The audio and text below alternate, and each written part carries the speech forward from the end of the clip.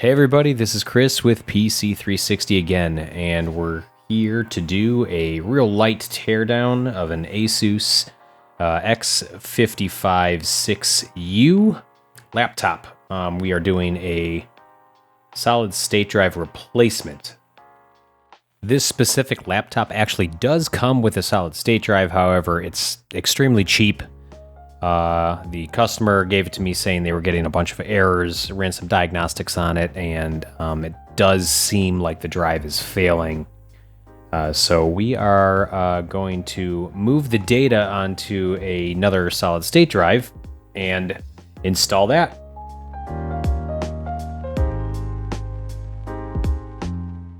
There are 13 screws on this laptop that we're going to have to take off. 2 of them are actually hidden.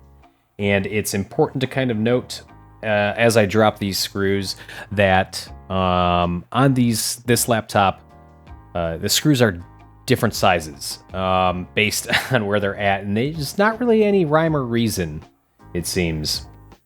Underneath this panel is where the RAM would normally be, but as I use the metal pry tool here to take the cover off, you'll notice that it's actually not there.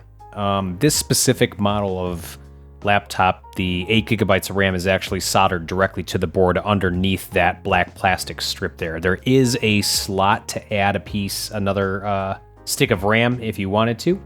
And I'm taking off that last little screw there that's in the top right that's inset in that panel that's attaching the back cover to the motherboard.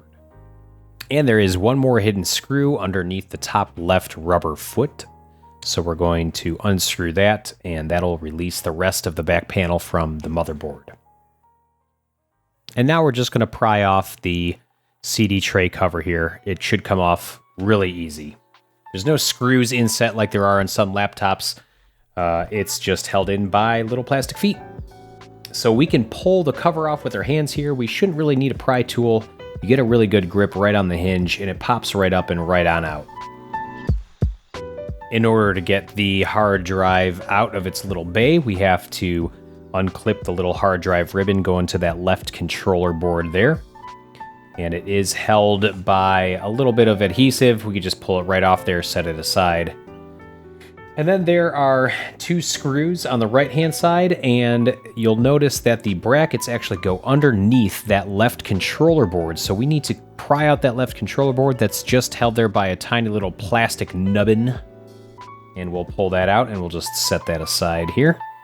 There are no screws for those left brackets because those are held in by the case screws. So we're just going to take out these 2 right screws, and that should release it.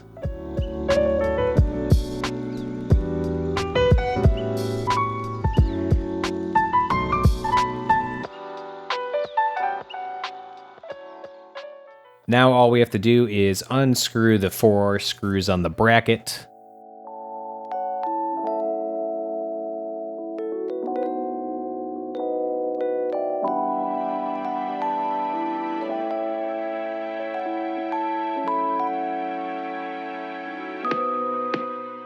And once we get that 4th screw off, the hard drive is released, and we'll just put that bracket down right back in the same spot. So right here, I'm just popping those 4 screws back onto the bracket to secure that solid state drive. And once those 4 screws are in, I can slide the drive back into the power and SATA connector, and then take the controller board and kind of push it back in underneath that little foot there. Having a little bit of trouble because the audio out jack just gets kind of stuck right on the plastic.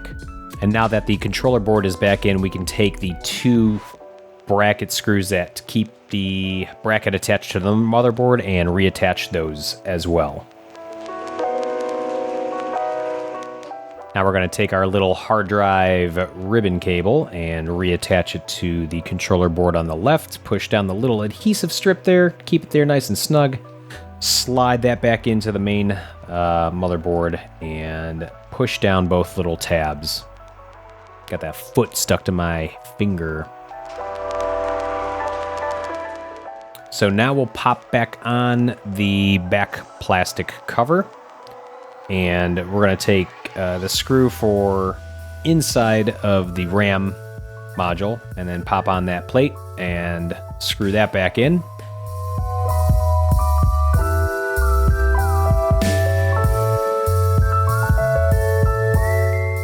Then we'll take the screw underneath the rubber foot and pop that back on. There is a little rubber notch that kind of allows you to align it back in. The adhesive should still be good.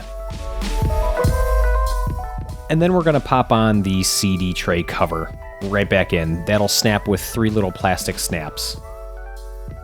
Before we screw everything together, I like to turn on the laptop just to make sure that it powers on and we don't have any issues. That way I don't have to take all the dang screws out back again.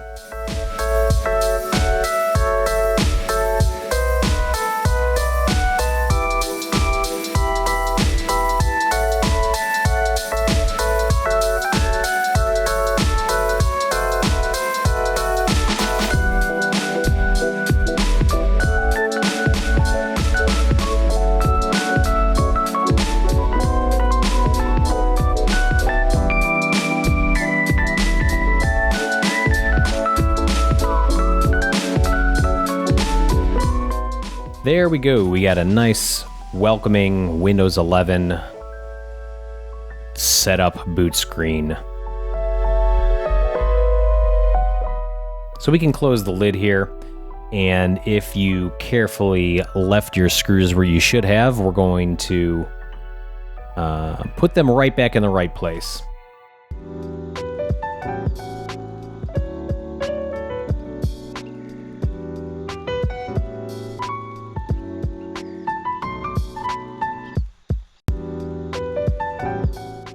And we're done. That was a really light teardown, mainly just to see the innards while we did a solid-state drive replacement.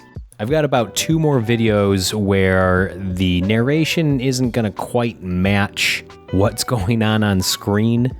This is because after I already recorded the videos, I decided I was going to kind of change the format of how I was going to do these videos. Additionally, the videos going forward, which are more narrated after the videos are recorded, like I'm doing now, will be higher quality.